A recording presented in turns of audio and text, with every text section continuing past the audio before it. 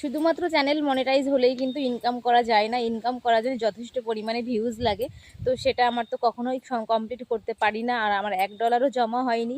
তো ওই জন্য ভাবলাম মান থাকতে থাকতে ভিডিও করা ছেড়ে দিলেই ভালো হয়।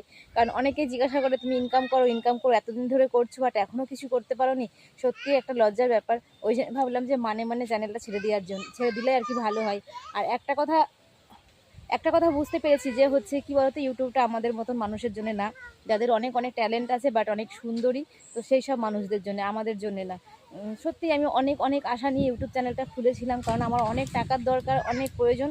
তো সেই সবের জন্য আমি এসেছিলাম, কিন্তু সেটা তো কমপ্লিট করতে পারলাম না। কপাল খারাপ। এক হচ্ছে ট্যালেন্ট দরকার, আর এক হচ্ছে ভাগ্যে থাকা দরকার।